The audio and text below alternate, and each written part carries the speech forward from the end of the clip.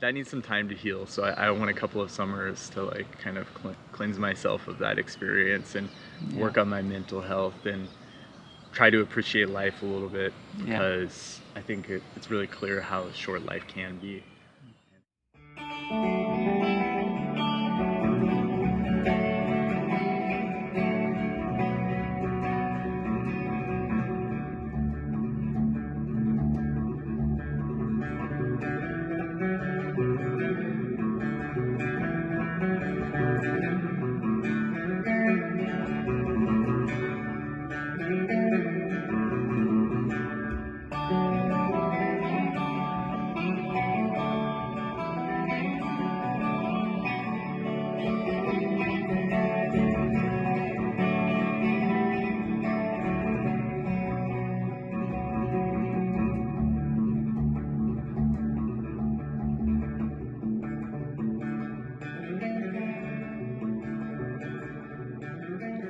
Raised by single mothers.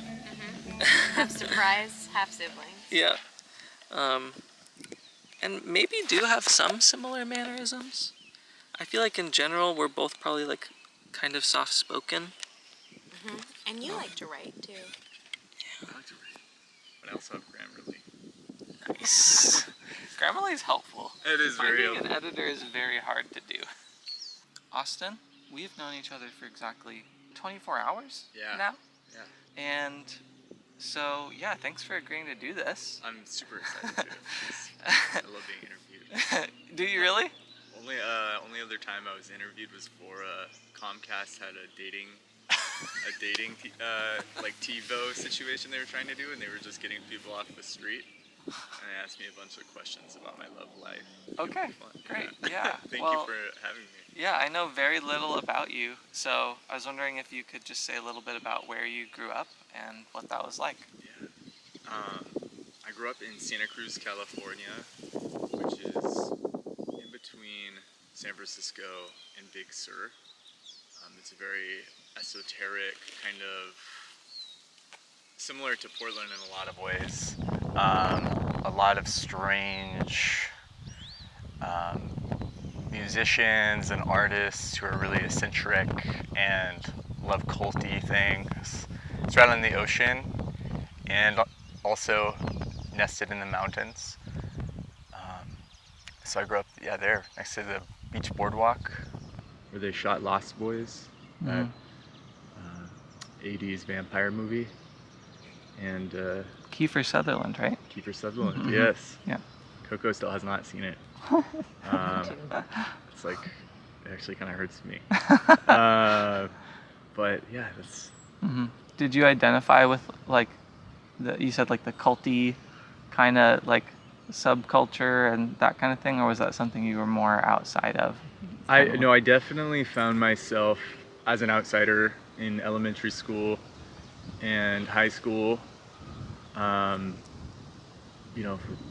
so many reasons, I found myself drawn to outsider culture, and I think it's kind of like a nature versus nurture situation. I asked myself if I would be into that shit if I was less of an outsider growing up. But regardless, I think it was really interesting having access to that influence and kind of being exposed to it and inspired by it in a lot of ways. It drew me to music and creative work, so I'm very thankful for that.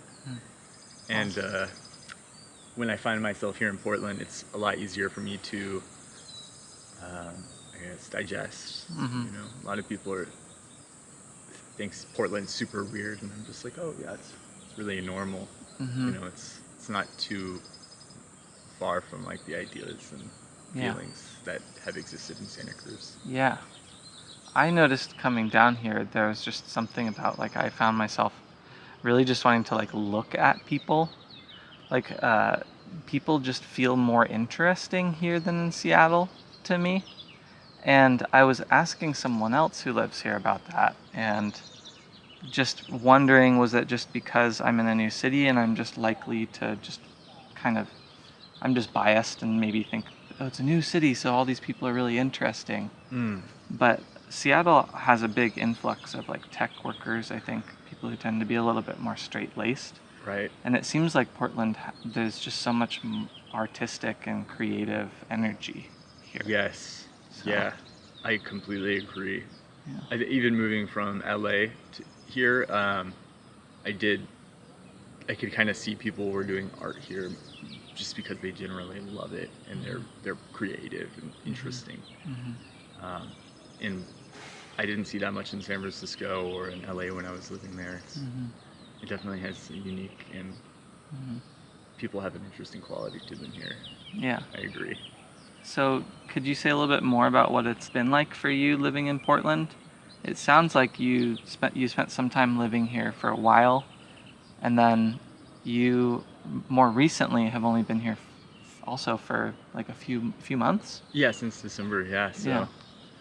I was here nearly a year back in 2015, and just came back in December 2020,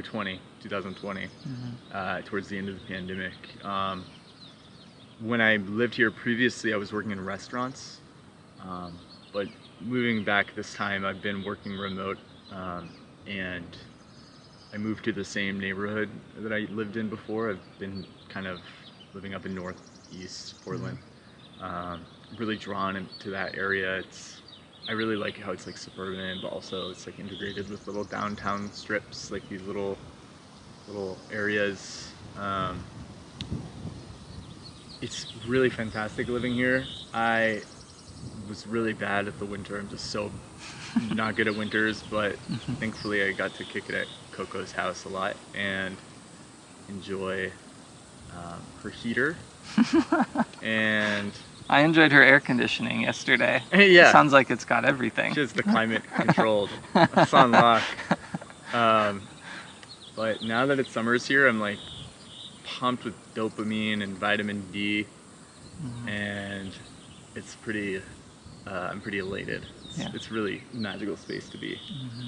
Yeah, I feel that for sure. Especially right here, like sitting in the shade. Yeah. Next to the water with a cute dog. Yeah. It doesn't really get more idyllic than this. Yeah. And a castle. Just a castle back there. Yeah, it's really cool.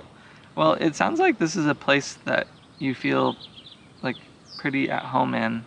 Maybe not in the wintertime, but do you see yourself like staying here for a while? Like where do you see yourself in the near future? I'm very open to the idea of staying here for a while, although I do prefer a warmer climate. I think in the future, geographically, I have no expectations on where I'll be, but I would like to be somewhere that's challenging me and somewhere where I'm learning about culture. And thankfully here in Portland, there's a lot of pockets and corners that are so unique that you won't find on the internet, or maybe you can, I just don't really look for that stuff. Yeah. A lot of amazing food. There's just so many distractions and just so many cultural hubs that I think I really want to familiarize myself with before I make that next step. But geographically, I could see myself here. I could see myself in Canada for a little short while, or other places like. Yeah. Not sure if California is on my list as a priority right now, but that's kind of where I physically want to be. Where I mentally want to be is definitely like, I want to be feeling like I am feeling in 2021 summer. Like, I want to be. There was so much intensity and like. I just had really poor mental health and a bad experience in 2020, as did everybody. And I just really want to. That needs some time to heal. So I want a couple of summers to like kind of cleanse myself of that experience and work on my mental health and try to appreciate life a little bit, because I think it's really clear how short life can be and how you know, this life that we have is like a really big privilege. And this summer is like kind of, you know, things are opening up again. So I find myself really wanting to embrace that, and it's hard, but it's not intuitive to jump back in. But Yeah, yeah, that makes total sense to me. And I know that it's very like thoughtful when you say like everyone has had a challenging year, and it's true. And I know that we're not like going into it in this video, but from what I've heard, it sounds like you had a very particularly challenging year where a lot was happening, and you were also acting as a caretaker, it sounded like, and like it makes me really happy to hear that you see the summer as an opportunity to just kind of, like you said, enjoy life because it's short, and just see it as an opportunity that way. yeah, It's really cool. Definitely. It's when you're, I think this COVID and last year really exposed me to just the ideas of death and dying, and health. And I had pneumonia at the beginning of 2020 that was never felt so close to death. And I remember I was working on music towards the end of it, and I was just so slow. But there was something about like how slow I was that made me appreciate life a little bit more, because I couldn't like go on a run. I couldn't walk like more than a mile without being just totally defeated. And I would have to like sit on a rock, and I would see like ants moving faster than me, and I'm like, holy shit. But it's kind of sick because you see this world like unfolding around you and how beautiful it is. Yeah, I want to take that information that, you know, I gathered from the pandemic, from my experiences as a caretaker, and I want to use that to live my best life, as Cool. they say. Yeah. Awesome. I mean, yeah, it sounds cliched, right? But I think that, like, obviously it's a really genuine thing that a lot of people are feeling right now. So, cool. Thanks for sharing that. Yeah. No, Thanks for doing this. This is fantastic. Yeah. I love being able to make it official, say it on camera.